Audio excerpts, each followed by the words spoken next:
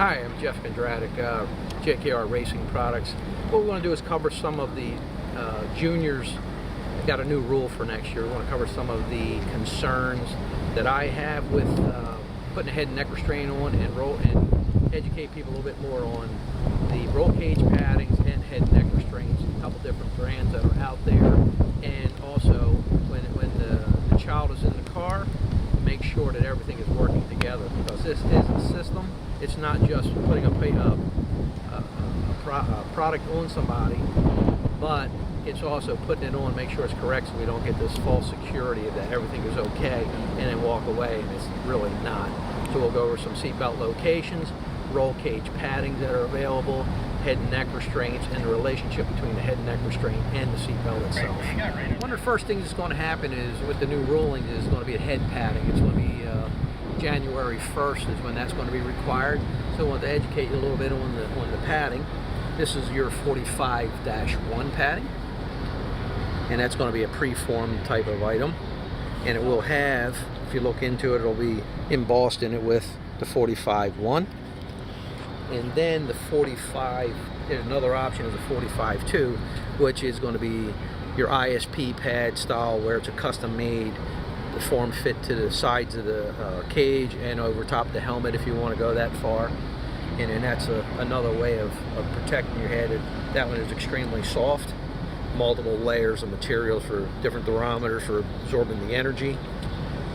This particular one is going to be a pretty rigid deal.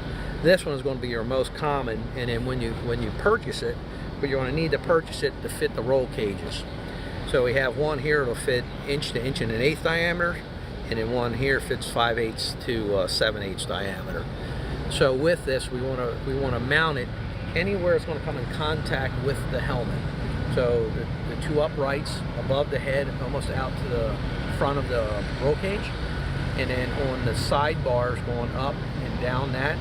And if any of the 1-inch bars are protected, usually the one in front where the cheek could hit, we want to at least get that one protected. So with that, this type of material will bend. If you start experiencing some tight bends, you might want to preheat it a little bit. But you can see this one here will form fit into it. Has double-sided tape to mount it up. So you'll peel that back and install it. Usually that doesn't hold real well, so normally what I do with them is I actually take them and I'll silicone them in place so that it's a clean job. We don't have to worry about putting a zip tie on it. And if you do use zip ties to hold it in place, make sure you nip it back, get a flush cutter, cut that off so somebody doesn't get their hands and arms all cut up when they're working on the car or hooking the child in the car. For January, it's going to be installed the roll cage padding. Most cars now have a really soft foam. As you can see, it's very, you can embed into it. And the other issue is concern is actually having it anywhere that the helmet could hit. In this instance, we have just coming up partially. The helmet wouldn't get in here, but there's nothing on this upper bar. So what we would do is have this and actually take that and come all the way up to just inside that front edge. It can be chamfered back a little bit for the application there. Bring this one up in here, just makes it a little bit cleaner. And then also, depending on where the helmet's location, you're supposed to be back at least 2 inches behind the roll cage, but if we need to, let's get something in on the cheek area. So protecting the cheek area, because the helmet will be laying in here, so if anything happens, we'll hit into this bar. We want to lessen the load on the helmet itself. And again, we're looking into the 45.2 would actually go into this area. This is actually off a bigger, a large car, but it would be that type of deal where it would go in and protect going into that area. In this case, we'd only run the padding from here up around, still back down this area, but it'll protect and keep the helmet from bumping into the roll cage again. And then it's eased in the front for getting it with the shoulders. So what we have here is, I'm going to show you some of the head and neck restraints that's by the Simpson Corporation. It's going to be the Hybrid Sport. We have that in adults all the way down to an extra small, and then once we get down below that level, we have it for the children also. We have 3 sizes for the children on that particular model, and that would be these type of devices here. The one in my left hand is actually for the youth, and you'll see that the strapping system on it, the connections are made to the helmet, and that's what contains the head for movement or going forward. And then you have the adult version of that. And then once you get into the adult version, as the child grows, we can change out the webbing and stuff to actually make it fit them, you know, for the rest of the career in a race car. A little bit older ladies, what we need to do is, for this device, we custom fit it for them, because as they start to develop, we have some issues with the straps not being in the correct location, and the part that goes around the chest needs to be lowered to get underneath of the breast line, and we normally need to work and see, you know, where they're at, and then we can take the dimensions and make this custom unit for them. It's not that big of a deal. Usually about a week and a half and have it out to them. So here what we can do is we're going to look at the seat belts themselves and see how nicely they're sitting on the device. It's not crowding in around the neck. And when we look in from the sides, we'll see that it's actually setting in. It's not too far down his back, so it's not going to allow him to rotate inside the belt itself. When he pulls himself in, it nests him in very well into the car. Shoulders, the belts want to be below the shoulder, but not excessively below the shoulder, so it doesn't load the shoulders up with you have any type of a frontal impact that doesn't load the shoulders up based off of the belts trying to get tight again. In this case, if the car ever rolls over, he's not going to chase the belt, because the belt actually comes across the device. It's nested in really well, and it's actually pulling them back and pulling them down. I'm going to actually have John, he's going to put his head sock on and then put the helmet on. Show you how easily he can get himself in the car.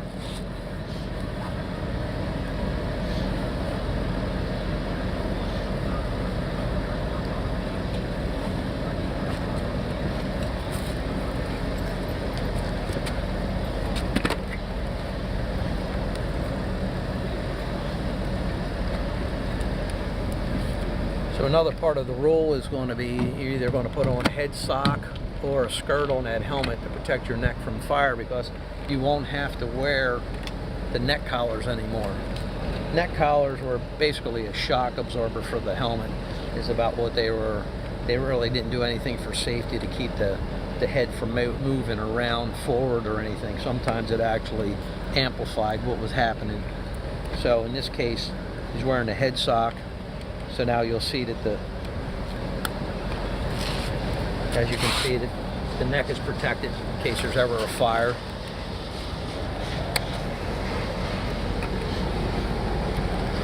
And then what we normally do is, you know, check when we're doing the initial installation, is to make sure, extend your neck forward without dropping the chin, that the cord is tight. And now that way we know that we're protected in case there's an impact. We're actually going to grab the neck and keep it from extending. Out of the car is going to be just as easy.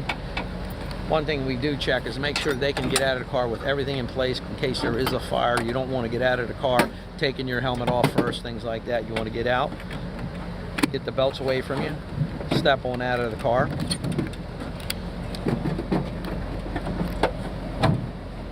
And when you're safely away from the car, if there's anything ever happening with a fire or anything, then you'd be able to release the device right from the helmet, and it's that easy. We have the two Hans devices, Sport 3s, and actually we have that in an adult and in a youth size. That's all going to be based off of sizing. We need to know the size of the child, what age they are, and then we can fit them up to these units. One of the biggest concerns on these is making sure that the seat belt is in the right location for the devices when the person is in the car. So on a lot of these lay-down models, it's been a concern that the belts are in the wrong location, too far down the back, too narrow in location, or too far above the head or above the shoulder area. When it's up like that, with the issues with the lay-down cars is chasing the belt or the belt not being in the right location. If you look inside this car has actually been modified already from when they built this new car is to get the device in line with the belts, or the belts in line with the device. So as you can see, when it goes over, they're nesting right in place, that we don't have any kind of issue with, you know, too close into here and grabbing into the neck area, and it actually pulls onto the shoulders and makes the device work a lot nicer. Well, this car is one of the older cars, and it's a sit-up style. So with the sit-up style, the seat belts can actually be in the narrow position because they're going to come up on a V and then go over, unlike the lay-down versions, where the lay-down versions, because of the angle of the body, plays havoc on how that belt actually is introduced to the device. In this case, it'll come in, it'll lay up over the device real nice, and then, you know, the child will be extremely secure in it and not have to worry about anything as far as you know, how much stress is put onto the shoulders and stuff like that. And actually, we're going to have Caitlin actually hop in the car and show you how this actually sits on her shoulders. Okay, now Caitlin's going to buckle in.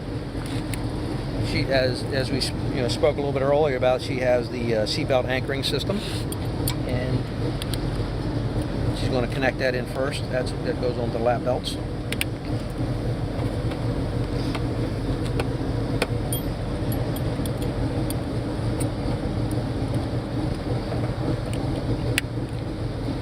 And we're going to assist her a little bit in getting her shoulder belts up in place.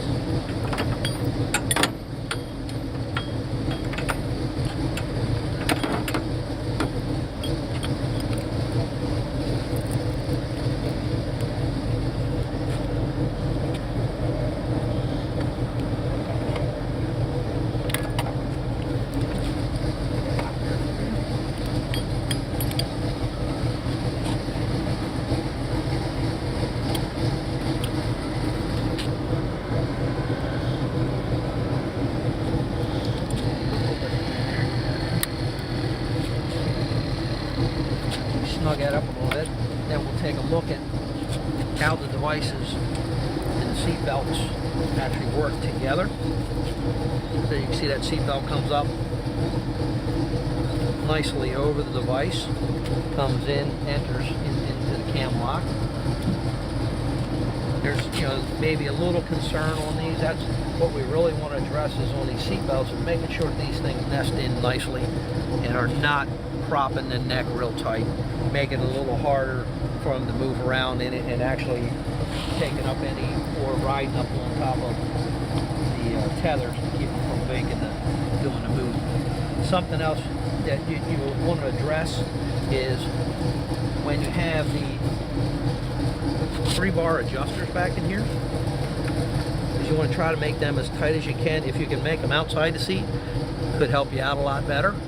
But if they're inside the seat, make sure they stay down as low and tight as they can to keep them off of the devices.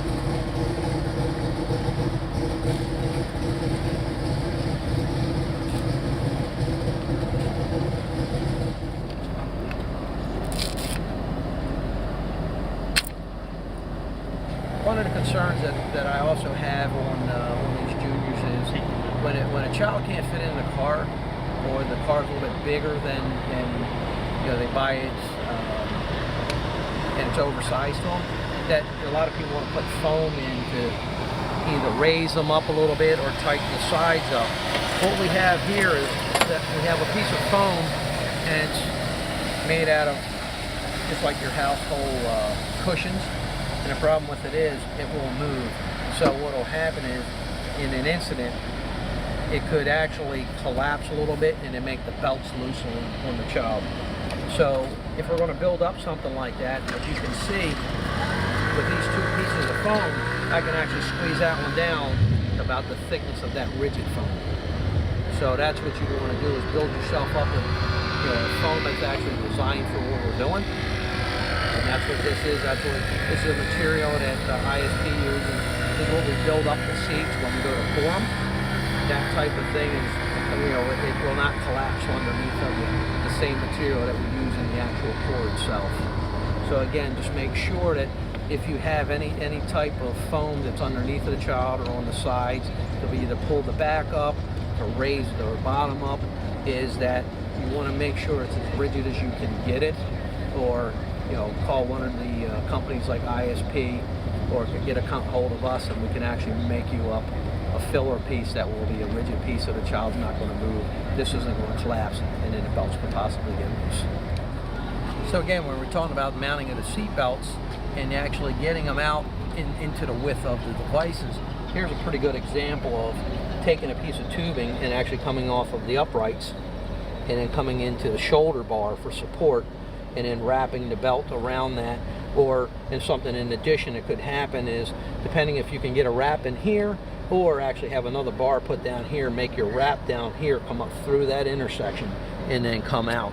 So then the relationship between the shoulder and the seat belt is in the proper position, instead of being too low or too high.